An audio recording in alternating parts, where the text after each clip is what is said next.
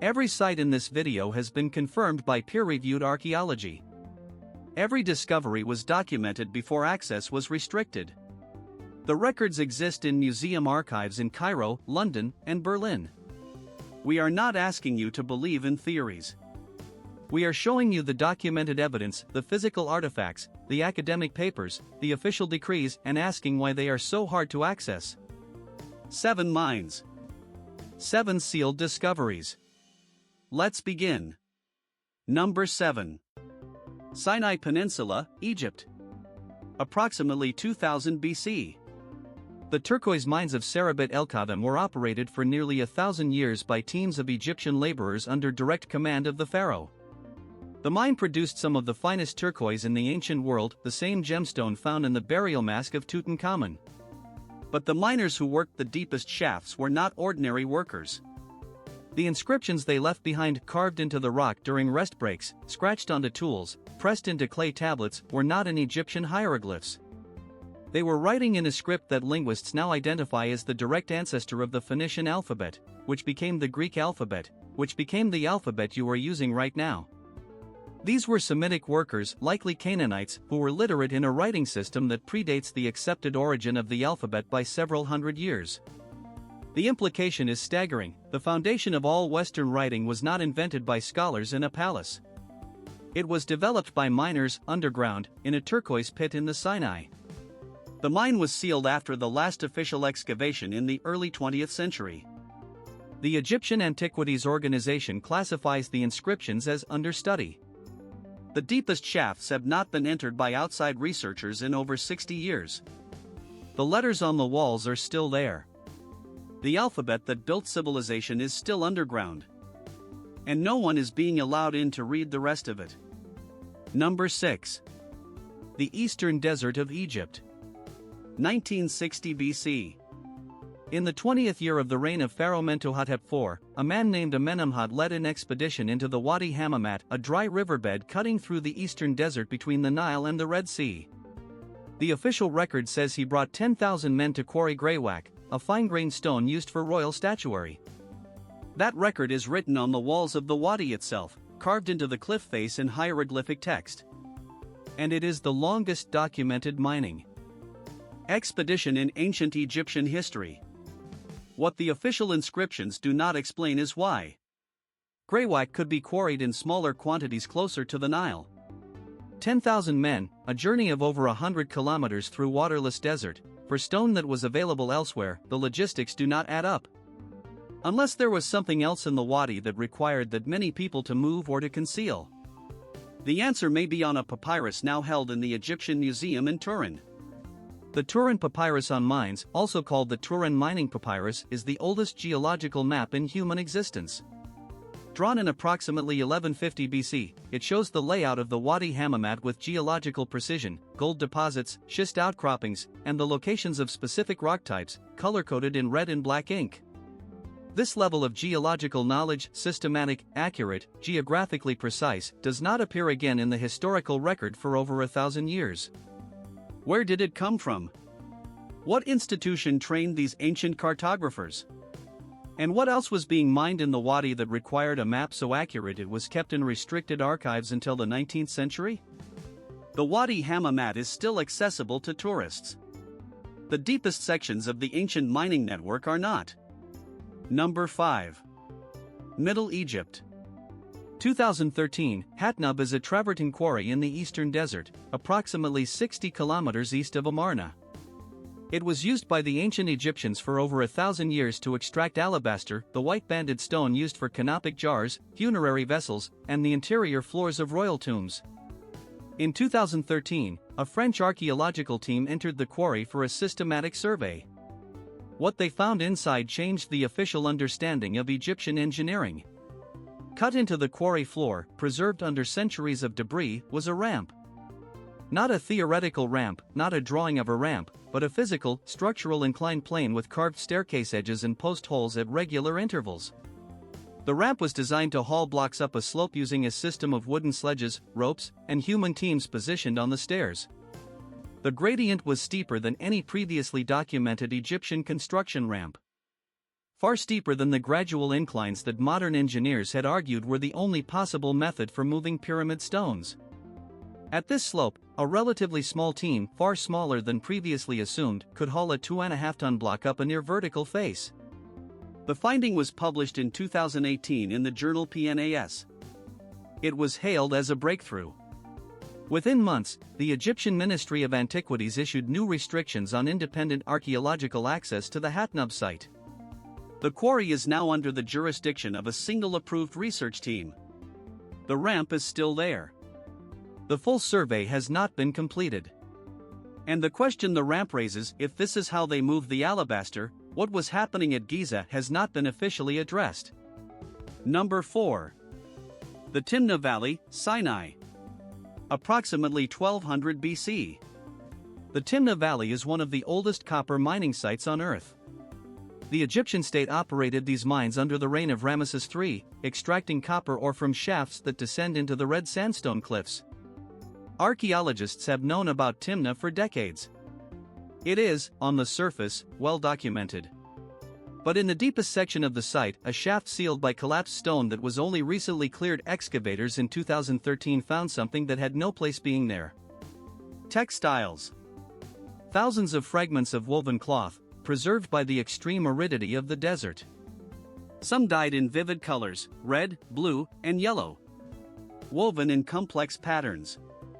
And critically, dyed using techniques that, according to the accepted textile history of the ancient Near East, did not exist for another several hundred years. The blue dye in particular required indigo, a plant-based pigment that demands a sophisticated mordanting process to fix to fabric. The presence of indigo dyed textiles in a copper mine from the Bronze Age means that either the accepted timeline of textile technology is wrong, or these textiles came from a source we have not identified.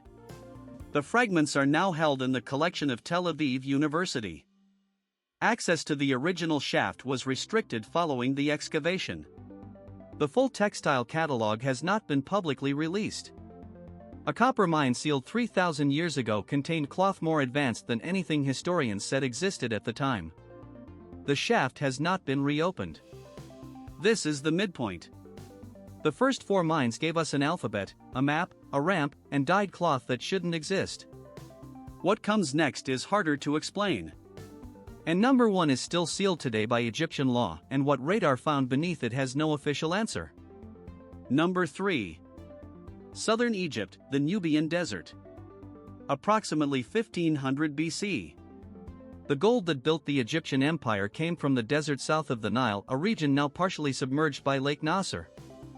In the ancient topography of the eastern desert and lower Nubia, a single dry riverbed called the Wadi Allaqi served as the highway into the most productive gold fields in the ancient world. Satellite imaging and archaeological surveys have now identified over 1,300 individual mine shafts and processing sites along the Wadi and its tributaries. These mines, operated under direct royal command during the New Kingdom, are estimated to have produced over 2,000 metric tons of gold during their active period. 2,000 metric tons. To put that in context, the entire gold reserve of Germany, one of the world's largest, is 3,300 metric tons. The ancient Egyptians extracted more than half of that from hand-dug shafts in a desert. And then they stopped. The mines of Wadi Allaqi do not appear in official records after approximately 1070 BC, the collapse of the New Kingdom. What happened to the workforce, the infrastructure, the geological knowledge required to operate 1,300 mine sites? It vanishes from the historical record as completely as if it had been deliberately removed. 90% of these mine sites are now inaccessible, either submerged beneath Lake Nasser since 1970, or classified as restricted zones under Egyptian and Sudanese archaeological law. The processing sites, which would contain evidence of the full scale of operations, have never been fully excavated. 2,000 tons of gold. 1,300 mines. Zero explanation for where the knowledge went. Number 2. The Eastern Desert. Approximately 1850 BC. The amethyst mines of Wadi el-Hudi operated under the Middle Kingdom pharaohs, producing the purple quartz used in royal jewelry and temple offerings. Excavations in the 20th century uncovered something the official reports described only briefly: personal inscriptions, carved by the miners themselves, not by official scribes. These are distress messages. Written in hieratic, the shorthand of ancient Egyptian script, workers inscribed pleas for water, complaints about rations, and accounts of accidents directly onto the mine walls. One inscription, dated to approximately 1860 BC, records that 60 men died in a single day in a shaft collapse.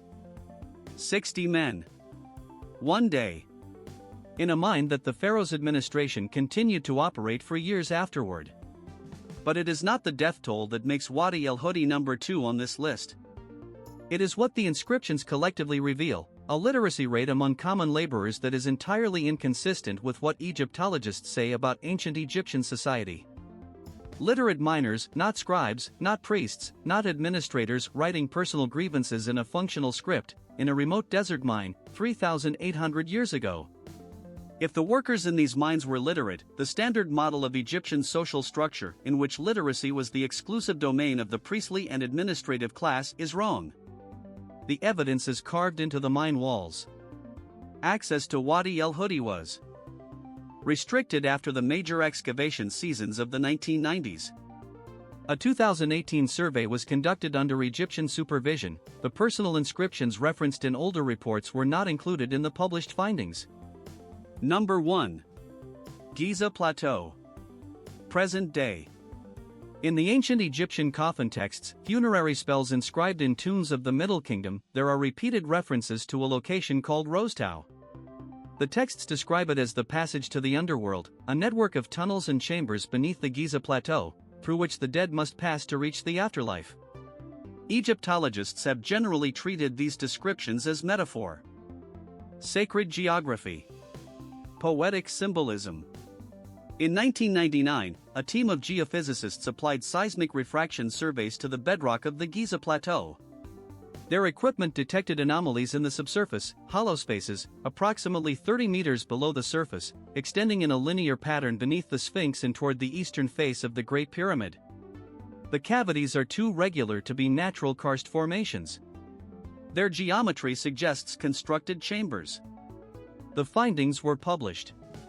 Within 2 years, the Egyptian Supreme Council of Antiquities, now the Ministry of Tourism and Antiquities, issued a blanket prohibition on all subsurface scanning of the Giza Plateau without ministry approval. A subsequent French team that applied ground-penetrating radar to the area in 2002 had their equipment confiscated. The radar data from the 1999 survey has never been officially disputed. The subsurface anomalies have never been officially explained. And the Egyptian law prohibiting independent investigation of the Giza subsurface has never been lifted. Rosetau, the coffin text's mine of the gods, sits 30 meters beneath the most studied archaeological site in human history. A site where radar has confirmed hollow spaces exist. A site where independent researchers are legally prohibited from looking further. The Egyptians sealed it 3,000 years ago. The modern government has sealed it again. And whatever Petrie found in the Sinai, whatever alphabet, whatever map, whatever technology was buried in a mine shaft to keep it from being asked about, the deepest mine on this list has not been entered by an outside researcher in this century. 7 mines. 7 discoveries that rewrote history before the door was closed. The alphabet in the walls of the Sinai. The geological map in the eastern desert. The ramp that changes the pyramid math. The textiles that predate their own technology. The gold fields that produced 2,000 tons and then vanished. The literate miners writing their own deaths into stone. And beneath Giza, 30 meters down, a chamber that the ancient Egyptians wrote about for 1,000 years and that modern Egypt will not let anyone enter. If you want to keep following the evidence, subscribe to Ancient Echoes Uncovered. We publish one discovery like this every week, the data the textbooks skip over, the sites that were sealed before the study was finished, the history that is still underground. Subscribe now. Because number 1 was just the beginning.